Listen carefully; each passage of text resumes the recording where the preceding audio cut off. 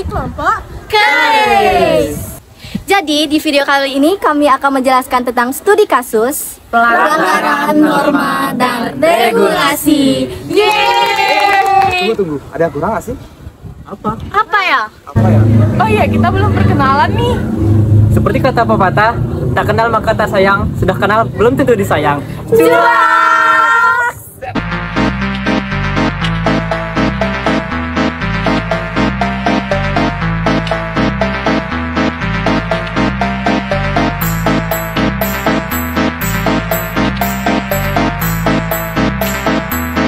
Speed up, no counter.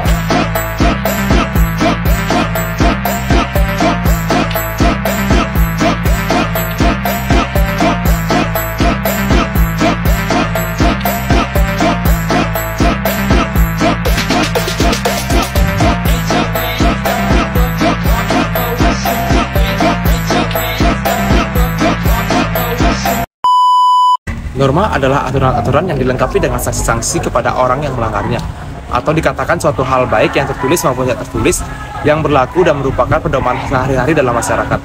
Di dalam lingkungan masyarakat sendiri, norma dibagi menjadi 4 berdasarkan jenisnya yang terdiri dari: pertama, norma agama, yaitu aturan dari Tuhan Yang Maha Esa; yang kedua, norma kesusilaan yang merupakan aturan dari hati nurani; yang ketiga, norma kesopanan yang merupakan aturan untuk menjaga sopan santun; dan yang terakhir, norma hukum yaitu aturan berdasarkan undang-undang. Selanjutnya ada yang namanya regulasi. Regulasi adalah aturan-aturan yang mengikat baik dalam pemerintahan maupun bisnis. Regulasi pemerintah adalah perpanjangan alami dari undang-undang yang mendefinisikan dan mengontrol beberapa cara yang dapat dilakukan oleh bisnis atau individu untuk mengikuti hukum. Regulasi bisnis adalah aturan-aturan yang dikeluarkan untuk mengendalikan perilaku dalam berbisnis, baik aturan dalam bentuk batasan hukum oleh pemerintah pusat atau daerah, peraturan asosiasi dan perdagangan, regulasi industri, dan aturan lainnya. Nah, kalian tahu nggak sih contoh-contoh pelanggaran norma dan regulasi yang sering terjadi di masyarakat? Belum tahu ya? Aku kasih tahu ya. Jadi di sini aku ngasih tahu contoh-contohnya itu berdasarkan butir-butir yang terdapat dalam sila kedua Pancasila. Butir pertama berbunyi mengakui dan memperlakukan manusia sesuai dengan harkat dan martabatnya sebagai makhluk Tuhan Yang Maha Esa. Adapun contoh pelanggarannya adalah larangan beribadah bagi umat agama minoritas. Pasal dan sanksi yang dapat dikenakan pada pelanggaran tersebut melanggar pasal 28E ayat 1, di mana pasal tersebut berbunyi, setiap orang bebas memeluk agama dan beribadah menurut agamanya, memilih pendidikan dan pengajaran, memilih pekerjaan, memilih kewarganegaraan, memilih tempat tinggal di wilayah negara dan meninggalkannya, serta berhak kembali. Pada dasarnya, negara menjamin kebebasan semua orang untuk beribadah menurut agamanya masing-masing. Akan tetapi, memang mengenai pelanggaran atas pasal 22 UU HAM, tidak ada ketentuan sanksinya. Butir kedua berbunyi mengakui persamaan derajat, persamaan hak, dan kewajiban asasi setiap manusia tanpa membeda-bedakan suku, keturunan, agama, kepercayaan, jenis kelamin, kedudukan sosial, warna kulit, dan sebagainya. Adapun contoh pelanggaran dari butir tersebut adalah menghalangi orang lain memperoleh kesamaan derajat. Pasal dan sanksi yang dapat dikenakan pada pelanggaran tersebut yaitu Pasal 27 ayat 1 yang berbunyi, segala warga negara bersamaan kedudukannya di dalam hukum dan pemerintahan dan wajib menjunjung hukum dan pemerintahan itu dengan tidak ada kecualinya. Setiap orang yang melanggar kesusilaan sebagaimana dimaksud dalam pasal 27 ayat 1 dipidana dengan pidana penjara paling lama 6 tahun dan atau denda paling banyak 1 miliar rupiah. Selanjutnya ada butir ketiga berbunyi mengembangkan sikap saling mencintai sesama manusia. Pelanggarannya adalah penculikan anak.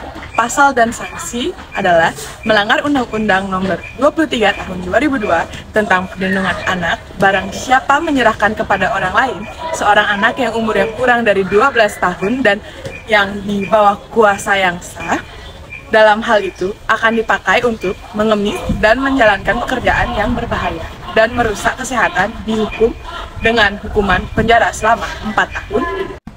Butir keempat berbunyi mengembangkan sikap saling tegang rasa dan tepas selera.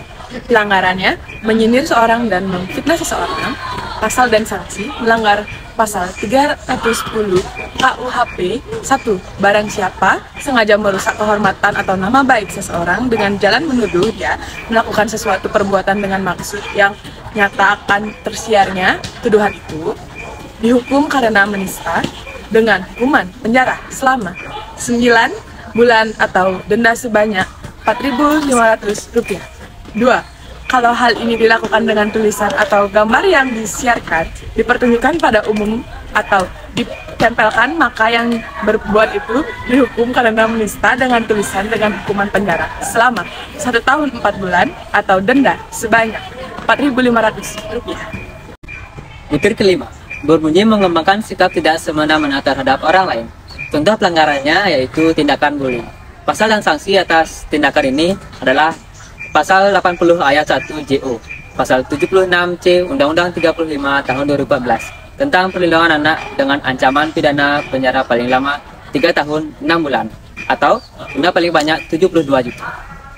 Dan kedua, Pasal 80 ayat 2 Undang-Undang Nomor 35 tahun 2014. Dalam hal anak sebagaimana maksud pada ayat 1, luka berat, maka pelaku dipidana dengan penjara 5 tahun atau denda paling banyak 1 juta. Dan selanjutnya butir ke-6. Butir ke-6 berbunyi menjunjung tinggi nilai kemanusiaan. Contoh pelanggarannya yaitu memusuhi teman karena berbeda agama. Pasal dan sanksi tindakan ini yaitu Pasal 29 ayat 2. Negara menjamin kemerdekaan tiap-tiap penduduk untuk memeluk agama masing-masing dan berbeda menurut agama dan kepercayaannya itu. Butir ke-7 yang berbunyi gemar melakukan kegiatan kemanusiaan dengan pelanggaran menyiksa seseorang. Pasal yang sanksi melanggar pasal 28G ayat 2. Setiap orang berhak untuk bebas dari penyiksaan atau perlakuan yang merendahkan derajat martabat manusia dan berhak memperoleh suaka politik dari negara lain. Butir ke-8 yang berbunyi berani membela kebenaran dan keadilan dengan pelanggaran menyembunyikan suatu kejahatan karena disogok. Pasal yang sanksi melanggar pasal 28D ayat 1.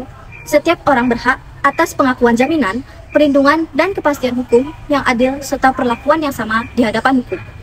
Butir ke-9 berbunyi, bangsa Indonesia merasa dirinya sebagian dari seluruh umat manusia. Pelanggarannya adalah menolak adanya warga negara asing yang tinggal di daerah kita. Pasal dan sanksi melanggar pasal 28H ayat 1 yang berbunyi setiap orang berhak hidup sejahtera lahir batin, bertempat tinggal, dan mendapatkan lingkungan hidup yang baik dan sehat, serta berhak memperoleh pelayanan kesehatan. Butir ke-10. Butir ke-10 berbunyi mengembangkan sikap hormat menghormati dan bekerja sama dengan bangsa lain. Pelanggarannya adalah melakukan hal-hal yang menimbulkan perpecahan dengan bangsa lain seperti mengadu domba dan saling menghina. Pasal dan sanksi melanggar pasal 28J ayat 1 yang berbunyi setiap orang wajib menghormati hak asasi manusia orang lain dalam tertib kehidupan bermasyarakat, berbangsa, dan bernegara. Sekian presentasi dari kelompok kami. Maaf jika ada kesalahan kata. Kami tutup dengan